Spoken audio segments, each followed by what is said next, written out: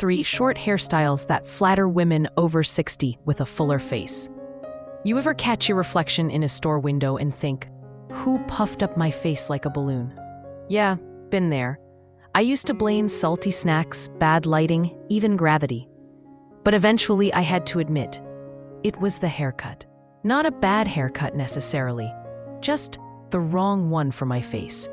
Especially now that I've got a little more softness in the cheeks and a lot less patience for bad angles. Welcome to Glow After 60, where we laugh, learn, and sometimes call out the outdated beauty tips that just don't serve us anymore.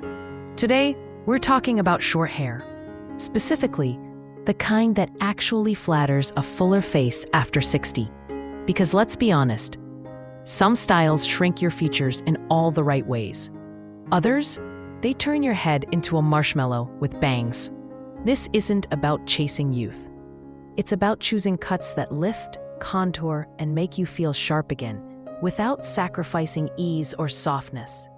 We'll break down 3 short styles that work with your face, not against it.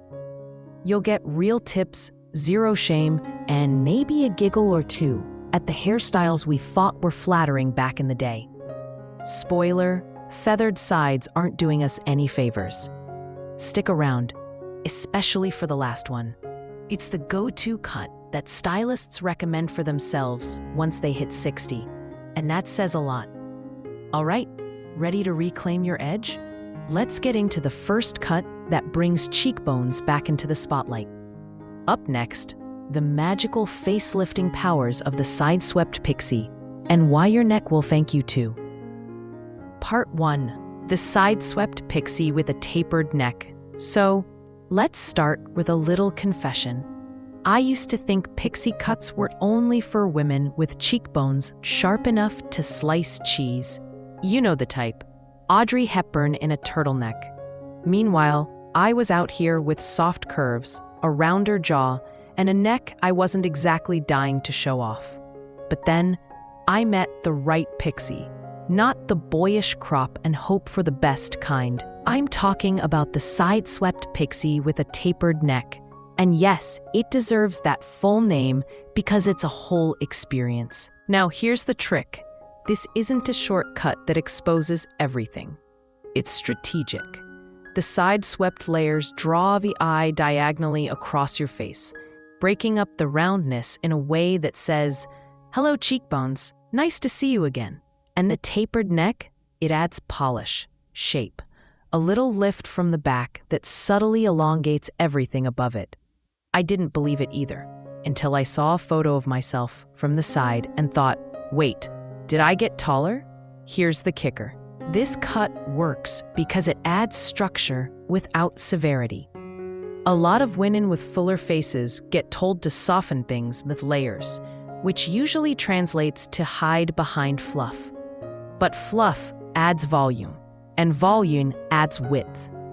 Not ideal when your goal is balance, not balloon. What this Pixie does instead is create angles where nature gave you curves, not by fighting your face, just by framing it smarter. It's especially flattering for women over 60 because let's face it, our skin and features evolve. Gravity becomes a co-author of our look, but a good cut can redirect the narrative. The side-swept shape creates lift where you want it. The neckline adds sleekness. And suddenly, you're not just working with what you've got, you're working it. Bonus, it grows out gracefully. That tapered back softens over time without going shapeless. And the sweep in the front gives you styling options. Tuck it, fluff it, mousse it up for drama if you're feeling bold. And if you're worried it's too edgy, think of it like a great pair of glasses. It frames your face, adds instant personality, and doesn't require high maintenance. Confidence isn't about changing who you are. It's about showing your best angle. If you've ever felt like short hair made your face look wider instead of brighter, this is the cut that might flip that script. Next up, a cut that sounds sweet but brings serious contour power, especially if you've got volume in all the wrong places. We're talking the layered bob that actually listens to your face.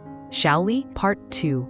The layered bob with angled volume. You know how some haircuts promise volume and then give it to you exactly where you don't want it, like right at the cheeks or the back of the head, turning you into a human mushroom. Been there twice. The layered bob with angled volume is what finally broke that cycle for me. Because unlike the classic bob we were all told was universally flattering, this version actually thinks about your face shape, especially if your face has a little more softness than it used to. No shame, just reality. Here's what makes this cut a game changer. It builds lift from the crown, not the sides. That means you're getting height, not width. Translation? Your face looks longer, leaner, and a whole lot more defined. It's like contouring with scissors. The layers are subtle. Think feathered, not chopped. They start higher up and angle downward, which does this sneaky little trick. It visually pulls the face in, like someone gently pinched your profile and said, "Let's give her some lift." It's especially helpful if you've noticed your jawline getting a bit blurrier with age. Ask me how I know. The angled bob draws the eye downward, past the jaw, giving the illusion of length and structure, without ever looking severe. And let's talk about the day-to-day. This style is kind. It's easy to style, forgiving if you skip a trim, and plays nicely with everything from silver strands to highlighted ends. You can wear it tucked behind one ear for that casual, I woke up elegant vibe, or blow it out for more volume when you feel like making an entrance. But the real surprise? It's flattering from every angle. Front, side, even the dreaded elevator mirror. That's rare. Most of us have had that one haircut that looked fine until you caught it from the back and thought, oh no, who flattened a helmet on my head? This cut avoids all that because it understands proportions. And after 60, proportions are everything, especially when the roundness of our face is more about hormones and time than cupcakes. Though cupcakes didn't help. If you've been stuck between too flat and too puffy, this angled bob is your middle ground. It adds life, lifts gently, and respects the curves without exaggerating them. Coming up, we're going even shorter with a cut that hugs your face, but in the right way. Think chic grandma in Paris energy. Yes, that's a thing. And yes, you can pull it off. Shall we keep going? Part 3. The French-inspired boyish crop. Now this next one, I almost didn't try it. The name alone, boyish crop, sounded like something only a gammon 22-year-old in Paris could pull off while sipping espresso and reading poetry. I was 62, sipping green tea and reading the back of a vitamin bottle. But then I saw a version tailored for our faces, rounder, softer, wiser. And let me tell you, it wasn't boyish. It was bold, in the best, most quietly confident way. The French-inspired boyish crop is all about clean lines and intentional structure. Short at the sides, just enough softness on top, and a gentle sweep across the forehead that gives you that I woke up like this on purpose kind of vibe. It's like the haircut version of a good blazer. Timeless, slightly unexpected, and very, I've still got it. Thank you. Now here's where the magic happens for a fuller face. The shorter sides help streamline your silhouette. Instead of adding width, like fluffy short styles tend to do, this crop carves definition around the cheeks and temples. It doesn't hide your face. It highlights your best angles.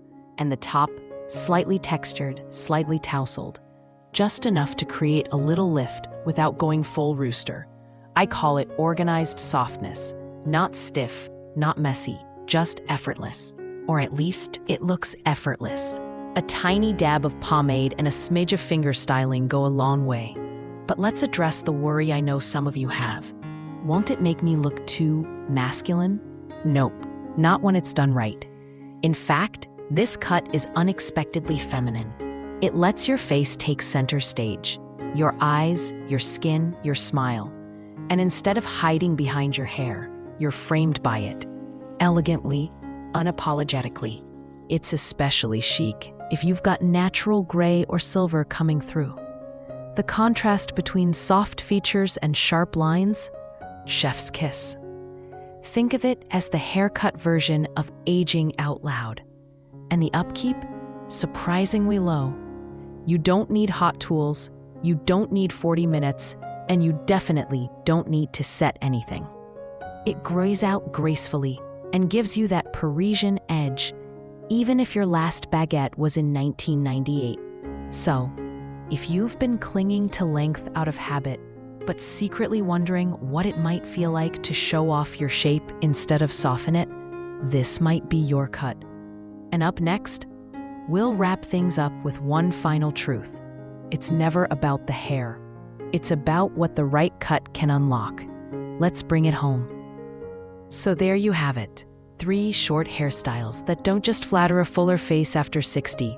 They work with it, not against it, not hiding it, just lifting, shaping, and showing off the beauty that's been there all along. And if any of these cuts surprised you, good.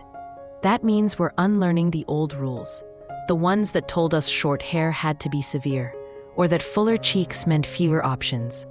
The truth? It's not your face that's the problem. It's the leftover advice from magazines that haven't updated since 1992. At Glow After 60, we don't chase trends. We tailor them. For bodies that have lived, faces that have softened, and confidence that's only gotten sharper with age. So whether you go for the angled bob, the soft pixie, or that bold French crop, you're not just changing your hair. You're shifting how the world sees you. And more importantly, how you see you. If one of these styles made you raise an eyebrow and think, huh, maybe?